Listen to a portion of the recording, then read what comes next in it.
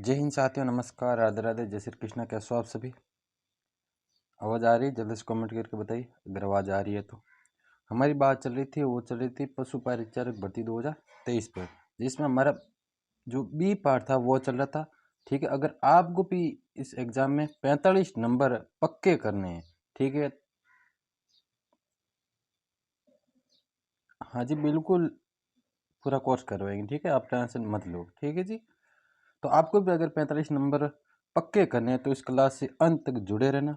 आज हम बात करेंगे, वो करेंगे अनुसंधान के अंदर एवं जो पशुओं में रोग होता है ना उसके बारे में हम बात करने, और एग्जाम में आपको इससे बार एक भी प्रश्न देखने को नहीं मिलेगा। आप निश्चित होकर एक तरह होकर पढ़ाई कर सकते हो। ठीक है, चलिए जल्दी से शेयर कर दीजिए।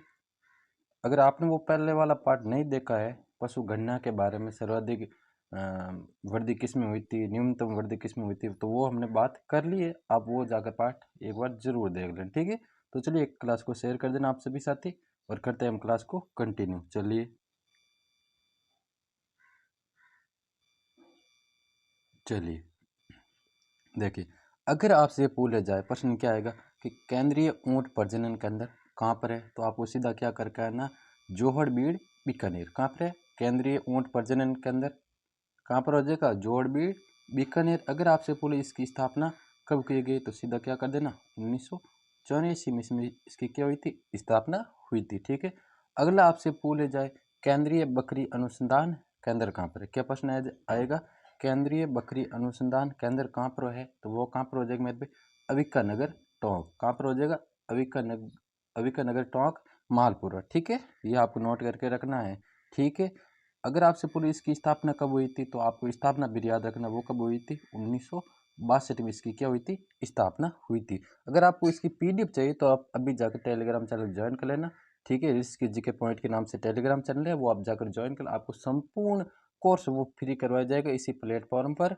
और आप टेलीग्राम चैनल जरूर ज्वाइन कर लेना ताकि इसकी पीडीएफ है वो आपको आसानी से मिल सके। ठीक है, चलिए अगली अगर हम बात करें, केंद्रीय भेड़ एवं ऊन अनुसंधान संस्थान कहाँ पर है, तो वो कहाँ पर हो जाएगा मेरे भाई, अविका नगर टोंक हो जाएगा। कहाँ पर हो जाएगा, अविका नगर टोंक। इसकी भी अगर स्थापना भूल जाए तो वो भी कब की गई मेरे भाई, 1962 में की गई। कब की गई, 1962 में की गई, जो आपको नोट करके रखना है। ठीक है, अगली अगर हम बात करें तो वो क्या हो जाएगा, कुक्कड़शाला। अगर आपसे पूछ जाए कि कुक्कड़शाला कहाँ पर है, तो मेरे भी कुक्कड़शाला कहाँ पर हो जाएगी, अजमेर में हो जाएगी। ठीक है, अगर आपसे पूछ जाए क्योंकि अंडों की टोकरी किसे कहते थे, अजमेर को ही कहते थे, और अंडे किसे प्राप्त, कुक्कड़ इन मुर्गों से, मुर्गी से ही प्राप्त होता है।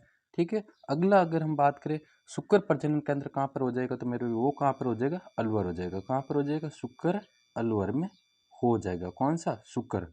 ठीक है, जो आपको नोट करके रखना है। ठीक है, शुक्र या सूर्य। ठीक है, चलिए अगले बात करते हैं, भैंस अनुसंधान केंद्र अगर आपसे पूछे जाए, क्या पूछे जाए, भैंस अनुसंधान केंद्र राजस्थान में कहाँ पर स्थित है, तो वो कहाँ पर हो जाएगा मेरे भाई, वल्लभ नगर उदयपुर में हो जाएगा। कहाँ पर हो जाएगा, वल्लभ नगर उदयपुर में। ठीक है, एक बार वापस रिविजन कर लेते हैं। ठीक है, केंद्रीय ऊंट प्रजनन केंद्र जोड़बीड़ बीकानेर, केंद्रीय बकरी अनुसंधान केंद्र अविका नगर टोंक। ठीक है, और केंद्रीय भेड़ एवं ऊन अनुसंधान संस्थान अविका नगर टोंक, कुक्कड़शाला अजमेर में, शुक्र प्रजनन केंद्र अलवर। ठीक है, भैंस अनुसंधान केंद्र वल्लभनगर उदयपुर। यहाँ तक अगर आपको समझ आ गया तो एक बार थम्स अप जरूर कर देना। ठीक है, और क्लास को लाइक भी कर देना, और जो न्यूज़ आती है वो चैनल को क्या कर लेना, सब्सक्राइब कर लेना। आपको संपूर्ण फैक्ट एग्जाम को नज़र में रखते हुए आपको संपूर्ण जो तथ्य है ना वो इसी प्लेटफॉर्म पर मिल जाएंगे। ठीक है, तो आपको टेंशन लेने की कदापि जरूरत नहीं है, बस आप तो वीडियो के अंत तक जरूर बनाए लाना।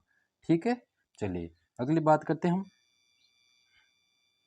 चलिए अगली अगर हम बात करें क्या है, बकरी प्रजनन केंद्र का आपसे पूछ जाए कहाँ पर है, तो बकरी प्रजनन क्या कहाँ पर हो जाएगा, रामसर अजमेर हो जाएगा। कहाँ पर हो जाएगा, रामसर अजमेर हो जाएगा। अगर आप इसकी पूछ जाइए किसकी सहायता से इसकी स्थापना की गई, तो मैं भी वो किसकी सहायता से इसकी स्थापना की गई थी, तो वो किसके माध्यम से, स्विट्जरलैंड, किसके द्वारा, स्विट्जरलैंड के द्वारा। ठीक है, साथ में आपको ये लिखा हुआ भी मिल जाएगा, आप तो बस टेलीग्राम चैनल ज्वाइन कर लेना। ठीक है, किसके मध्य, स्विट्जरलैंड की सहायता से इसकी क्या की गई थी, स्थापना की गई थी। बस आप तो इतना ही नोट करके रखना, किसके द्वारा, स्विट्जरलैंड की सहायता से इसकी स्थापना की गई। सीधा प्रश्न आ जाएगा। ठीक है, बकरी प्रजनन केंद्र की स्थापना किसकी सहायता से की गई, तो इसमें चार ऑप्शन आ जाएगी।